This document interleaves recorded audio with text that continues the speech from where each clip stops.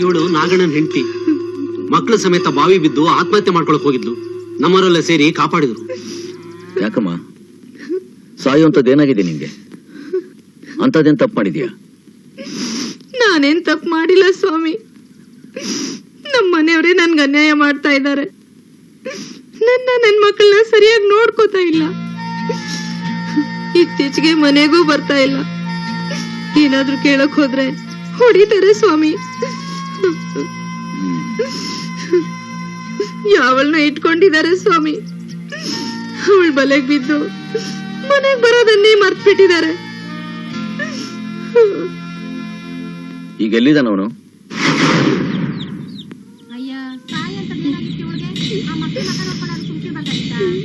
ಹೇಳೋ, ಮಾತಾಡೋ. ನನ್ನ ಹೆಂಡತಿ ಮಕ್ಕಳನ್ನ ಪ್ರಮಾಣ ಮಾಡಿ ಹೇಳ್ತೀನಿ, ನಾನು ಯಾವ ತಪ್ಪು ಮಾಡಿಲ್ಲ. ತಿನ್ನಕ್ ನನಗೆ ತೌಡಕ್ ಗತಿ ಇಲ್ಲ. ಅಂದಿ ಸಾಕೋಕ್ ಹೋಯ್ತೀನಿ ಯಜಮಾನ್ರೆ.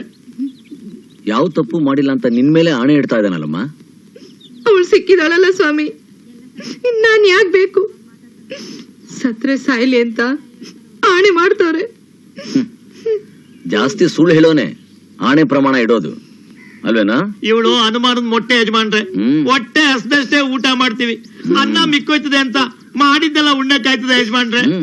ಮದುವೆ ಆಗೋಸದ್ರಲ್ಲಿ 24 ಗಂಟೆ ಇವಳು ಸೀರೆ ಮಾಸ್ದಂಗೆ ಇವಳು ಹಿಂದಿಂದನೇ ಬಿದ್ದಿರ್ತಿದ್ದೆ. ಈಗೊಸಿ ವಯಸ್ಸಾಯ್ತಲ್ಲ ಅಲ್ವಾ, ಮತ್ತೆ ಆಸೆ ಕಡಿಮೆ ಆಯ್ತು, ಇಲ್ಲಿ ಜಾಸ್ತಿ ಆಯ್ತು ಅಲ್ಲಿ. ಆಗ್ತದೆ ನೋಡು. ನನ್ನ ನಂಬಿ ಸ್ವಾಮಿ.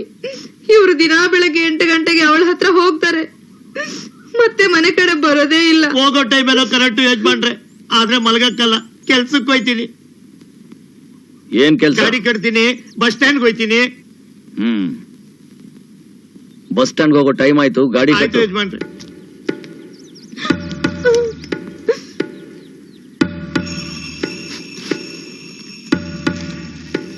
ಕುದುರೆ ಕಣ್ಣು ಕಟ್ಟು.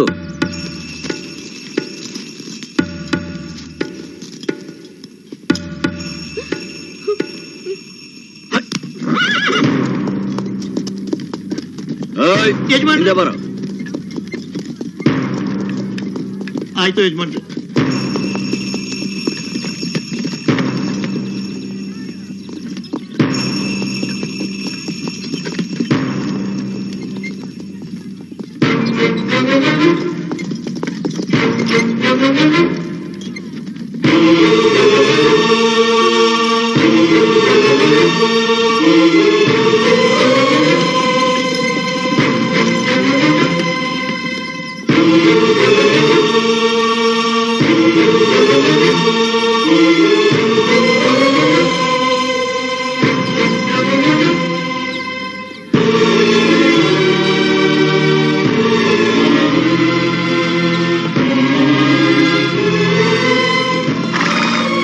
ಯಾಕೆ ಇಷ್ಟೊತ್ತು ಮಾಡ್ದೆ? ನಿಂಗೋಸ್ಕರ ಮೀನ್ ತರ್ಮ.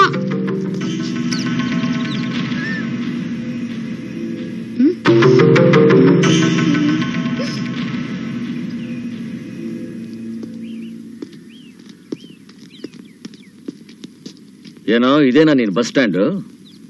ಇದೇನಾ ನಿನ್ ಪ್ಯಾಸೆಂಜರು? ತಪ್ಪಾಯ್ತು ಯಜಮಾನ್ರೆ. ಯಾಕಿಂತ ಕೆಲಸ ಮಾಡ್ತಿದ್ಯಾ? ಇವಳು ಹೊಟ್ಟೆನಲ್ಲಿ ಮಗು ಬಿದ್ಮೇಲೆ ಡಾಕ್ಟ್ರು ಸಂಸಾರದಿಂದ 3 ತಿಂಗಳು ದೂರ ಇರು ಅಂದ್ರು.